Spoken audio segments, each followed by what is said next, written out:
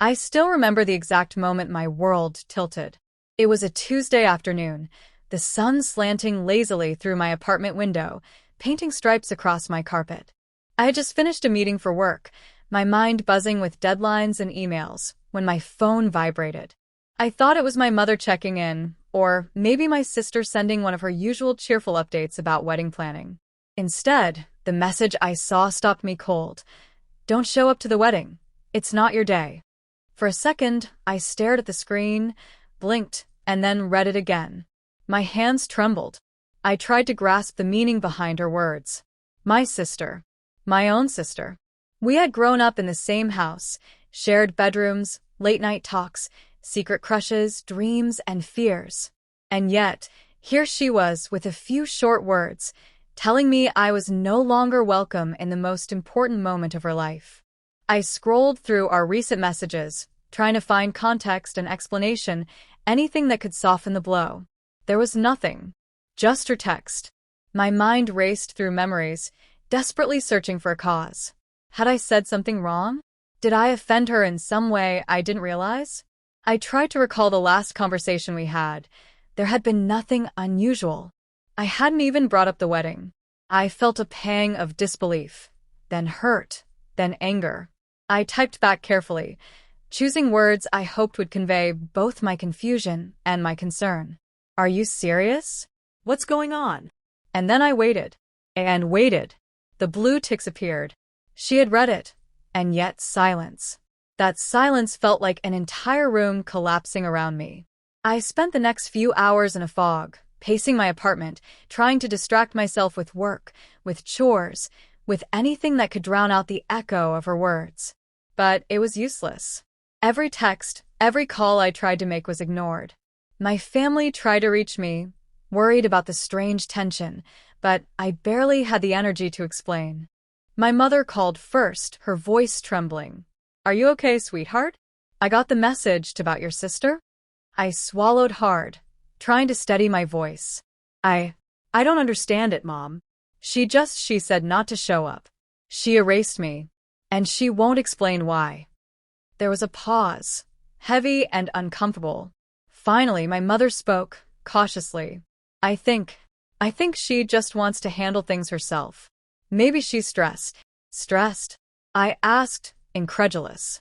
Mom, it's her wedding. She's cutting me out completely. She doesn't even want me there. How is that normal? I could hear my mother sigh. I don't know. You know your sister, sometimes she gets intense. Give her some time. Maybe she'll reach out. Time. That word felt hollow, like a cruel joke. How much time? Days, weeks, months? Was our bond really so fragile that one text could sever it completely? I felt tears sting my eyes, but I blinked them away. I refused to cry, at least not yet. Not in front of the world. I remember that night vividly. I sat on my bed, the glow of my laptop screen illuminating the stacks of wedding magazines I had bought in anticipation. I had spent months helping her plan, suggesting venues, dresses, florists, even picking out colors for the centerpieces. I had imagined standing by her side, tears of joy in both of our eyes, laughing at old memories while she began the next chapter of her life. And now, nothing. Just a text. Just the feeling of being erased. Sleep didn't come. I lay there, staring at the ceiling, replaying every conversation, every smile, every shared memory. How could she do this to me? What had I done? Was it jealousy? Was it a secret resentment I had never noticed? Questions swirled endlessly, each one heavier than the last. By the next morning, my phone buzzed again. I hesitated before picking it up, expecting more harsh words or maybe silence, but it was different this time. My brother's name flashed on the screen. I answered cautiously. Hey, he said, his voice low and tense. I heard about the text. I know, I replied, my throat tight. Do you know why she said that? Another pause. Not really. But look, maybe it's better if you don't go. She's really stressed and I don't know. She just wants to control everything. Maybe she's just nervous. I felt a wave of frustration. Nervous? She's getting married, not starting a war. I just don't get it. She's my sister. I'm supposed to be there for her. I know, he said quietly. I get it. I do. But sometimes she doesn't think straight. Maybe it's better to let her have her day. I ended the call, feeling a mix of sorrow and anger. My brother's words didn't soothe me. They felt like a confirmation that I had already been written out of her life. I wandered through the apartment, touching objects that reminded me of our childhood, our shared secrets, our laughter. Everything felt like a museum of memories I was no longer allowed to participate in. Over the next few days, I tried to reach her again. I sent texts, emails, even left voicemails. Nothing. It was as if a wall had risen between us, invisible but impenetrable. I even considered going to her house, but the thought of standing outside her door, rejected and humiliated, was unbearable. Then came the preparations. I watched from a distance as my family tried to navigate the chaos of the upcoming wedding. My mother spoke to me gently, trying to keep me informed without causing further pain. They've booked the venue. The catering, it's all coming together. But she's very particular. Please try to stay calm. Calm. Another hollow word. I wasn't calm. I was simmering with a mixture of heartbreak and fury. How could she erase me so easily? And yet, I couldn't bring myself to give up hope. Somewhere, deep down, I wanted her to call, to explain, to tell me that this was a mistake, that she hadn't meant the words that had felt like a dagger. And then the week passed. The wedding day arrived. I stayed home, unable to watch, unable to participate. I distracted myself with work, errands, anything that would keep my mind from collapsing under the weight of what I had lost. But my phone kept buzzing, calls, notifications, messages, but I didn't dare answer. I was afraid of what I might hear, of what new hurt might come from my sister's lips. And then chaos. I don't remember exactly how I found out. I was sitting at my desk, my laptop open, when my phone began to ring incessantly. Over and over, hundreds of notifications flashing across the screen.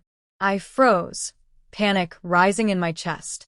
There were missed calls, messages, texts more than I could count. 110 missed calls, to be exact. All from her. I couldn't breathe. My fingers shook as I dialed her number, my heart pounding in my ears. She picked up after a few rings, her voice frantic, almost unrecognizable. "Why didn't you come?" she shouted, tears in her voice. Everything's falling apart. I was silent, stunned.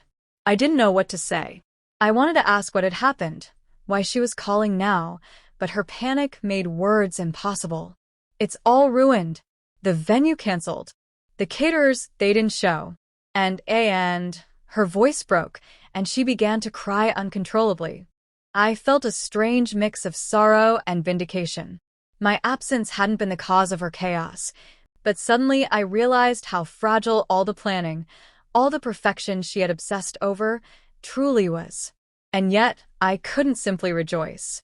This was my sister, my family, my bond that had been fraying for reasons I still didn't fully understand. I spoke softly, trying to reach the scared, frantic girl on the other end of the line. I'm here now. Tell me what's happening. And she did. She poured out every disaster, every mistake, every unfulfilled plan. And through it all, I realized something. She needed me, not to fix the chaos, not to judge her, not to argue, but simply to be there. She had tried to push me away, thinking that control and distance would save her day, and it had backfired spectacularly.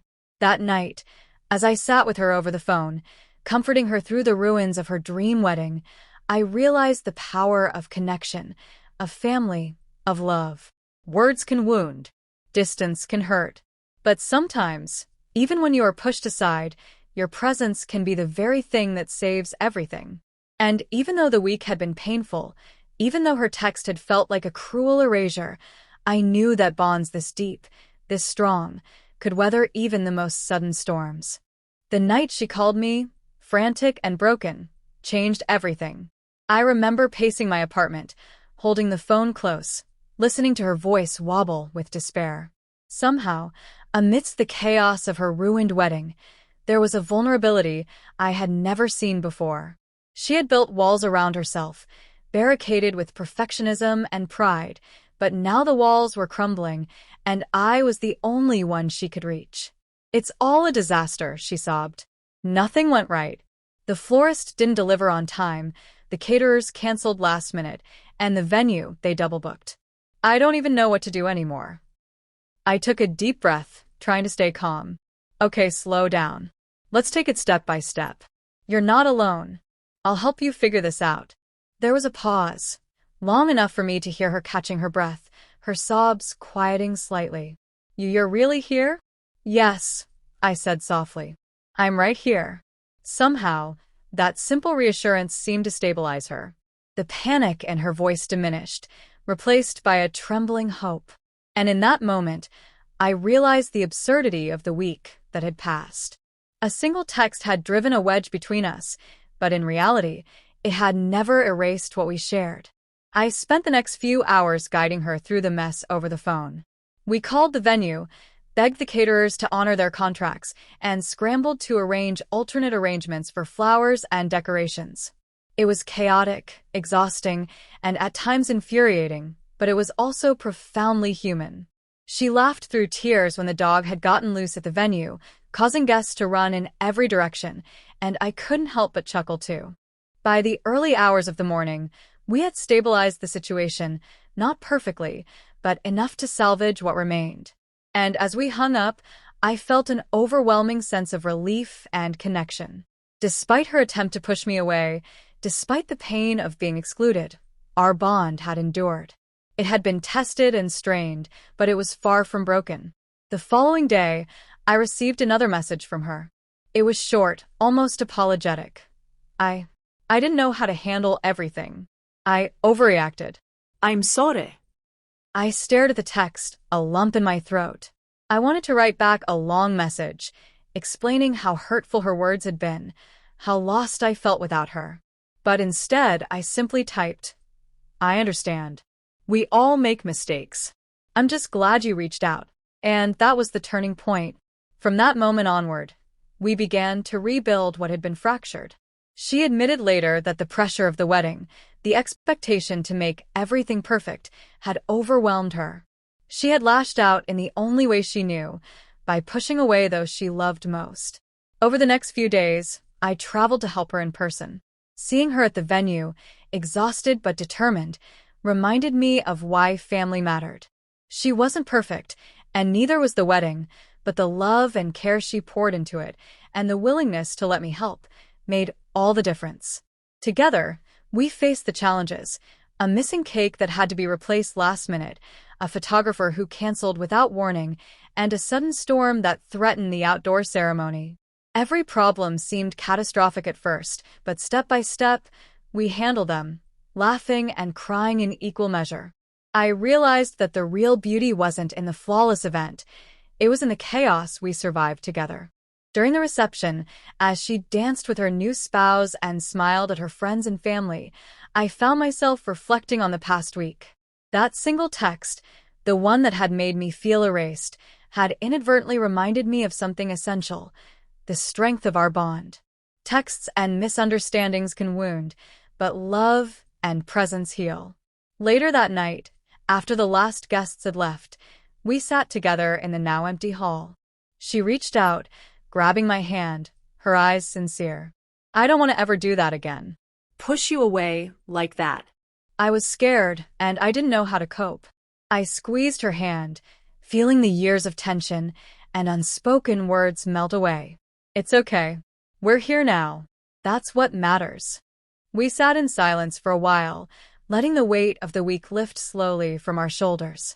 Outside, the wind whispered through the trees, and inside, the warmth of family, forgiveness, and resilience settled between us. It was in that quiet moment that I realized life isn't about flawless weddings or perfect plans. It's about the people who stand by you, even when everything seems to collapse. The days after the wedding were filled with reflection. I thought about how fragile relationships can be, how easily pride, fear, and miscommunication can tear them apart. And I also realized how resilient love is when nurtured. 1 week, one misunderstanding, and yet here we were, stronger for it. I also noticed the subtle changes in my sister. She was more open, more willing to communicate, and less obsessed with control. She thanked me repeatedly, not just for the help during the disaster, but for not abandoning her when she had tried to push me away. I smiled every time she said it because, in truth, I had never considered leaving. Family, for me, had always been worth fighting for. Reflecting on that week, I understood the irony. The very text that had cut me out had also led to a deeper connection. It forced us to confront our weaknesses, our fears, and ultimately, our love for one another. It was painful, yes, but it was also transformative. Months later, when life returned to a semblance of normal, we often laughed about that disaster wedding. The chaos, the miscommunications, the storms, everything became stories we retold with fondness rather than bitterness. And while the wedding was far from perfect, the bond it reinforced was. I also realized something personal through this experience. Boundaries and space are important, but they should never replace honesty and connection. My sister had tried to protect herself by shutting me out, but what she needed wasn't distance. It was presence, understanding, and patience. And I had offered all three, without hesitation. It's strange how life teaches you lessons in the most unexpected ways. A text that once felt like a betrayal became a lesson in resilience, empathy, and forgiveness. It reminded me that love isn't always convenient, and relationships aren't always smooth, but when you fight for them, when you stand by the people who matter, even through misunderstandings, the result can be profoundly beautiful. Even now, when I think back to that week, I feel a mixture of emotions: pain, relief, gratitude, and a deep love for my family. That single text could have been the end of a relationship, but instead, it became a turning point. A reminder that life isn't about perfection. It's about showing up, even when it's hard, even when you've been hurt. And in the end, that's exactly what I did. I showed up. I stayed. I loved. And that made all the difference. You just heard a story of betrayal, survival, and quiet revenge. If it left you thinking, hit like, share it forward, and subscribe for more true emotional stories that'll stay with you long after they end. Every click helps another story find its voice.